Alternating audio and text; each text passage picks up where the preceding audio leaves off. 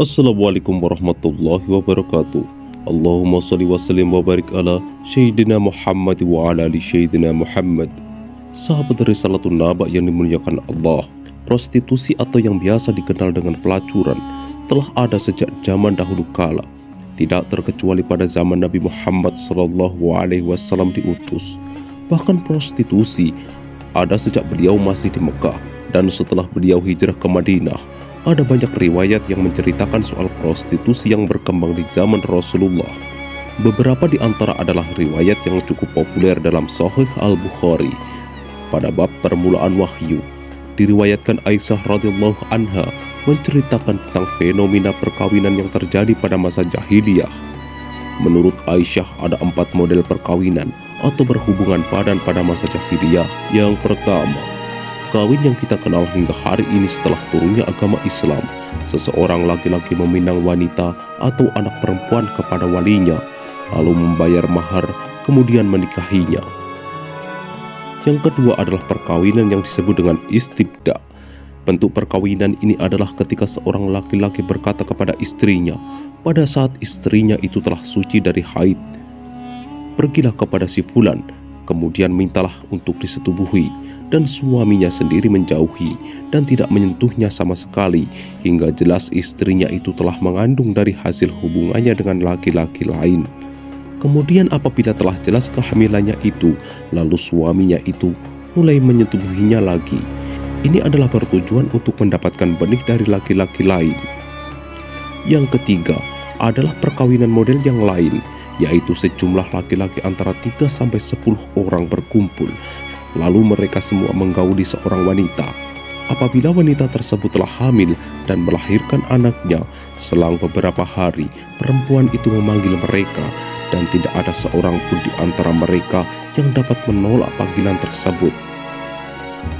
Hingga mereka pun berkumpul di rumah perempuan itu dan kemudian wanita itu pun berkata kepada mereka, "Sungguh kalian semua telah mengetahui urusan kalian, sedang aku sekarang telah melahirkan dan anak ini adalah anakmu, hai fulan." Dan wanita itu pun menyebut nama laki-laki yang disukainya, hingga dihubungkanlah anak itu sebagai anak dari laki-laki yang disukainya itu. Seseorang laki-laki yang ditunjuk tidak boleh menolaknya. Yang keempat, bentuk keempat yaitu berkumpul laki-laki yang banyak, lalu mereka mencampuri seorang wanita yang memang tidak akan menolak setiap laki-laki yang mendatanginya. Sebab mereka itu adalah pelacur-pelacur yang sengaja memasang bendera-bendera di depan pintu rumah mereka sebagai tanda bahwa itu adalah rumah pelacuran. Siapa saja yang menginginkannya boleh masuk ke dalam rumah itu. Dan kemudian jika salah seorang wanita itu ada yang hamil dan melahirkan anak, maka para laki-laki tadi berkumpul di situ. Lalu dihubungkanlah anak itu kepada ayahnya oleh orang-orang ahli firasat itu menurut anggapan mereka. Maka anak itu pun diakuinya dan dipanggil sebagai anaknya, di mana orang-orang yang dianggap sebagai ayahnya itu tidak boleh menolaknya. Di akhir riwayat Aisyah radhiyallahu anha mengatakan bahwa dari keempat model perkawinan di atas, hanya perkawinan model pertama yang dibolehkan dalam syariat Islam. Riwayat panjang di atas menjelaskan bahwa fenomena prostitusi telah ada dalam budaya Arab klasik, di mana rumah bordir memasang bendera sebagai tanda bahwa tempat tersebut berisikan pelacur yang siap untuk digunakan.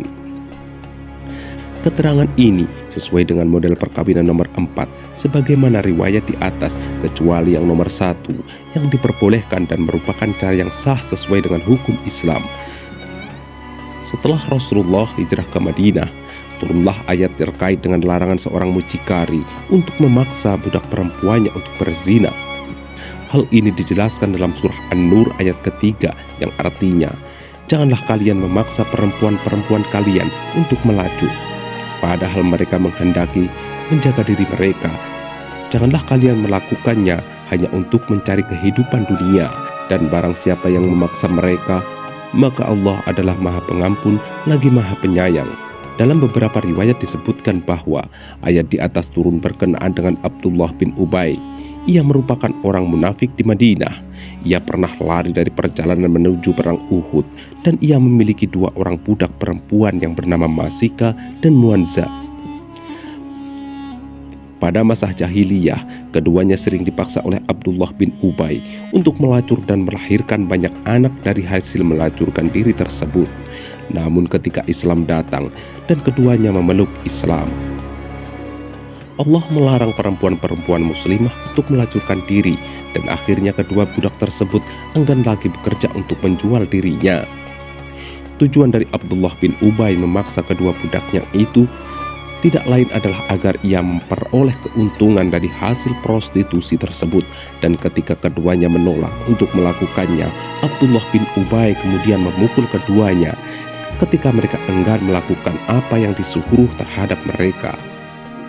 Meskipun banyak terjadi prostitusi, namun hal ini hanya terjadi kepada budak-budak perempuan dan pelacur-pelacur yang memasang bendera di depan rumah mereka sebagai simbol rumah bordir.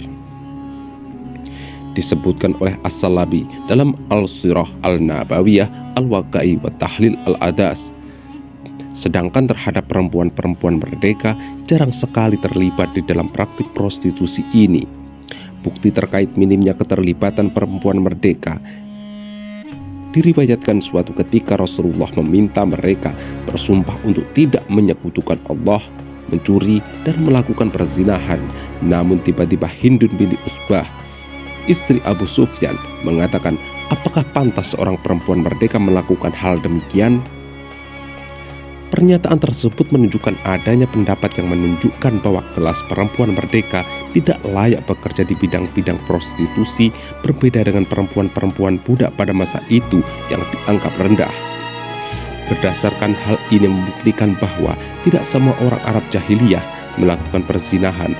Banyak di antara mereka, khususnya perempuan merdeka, tidak pernah berzinah, tidak minum khamr, dan tidak membunuh, dan masih banyak lagi di antara mereka orang-orang yang baik.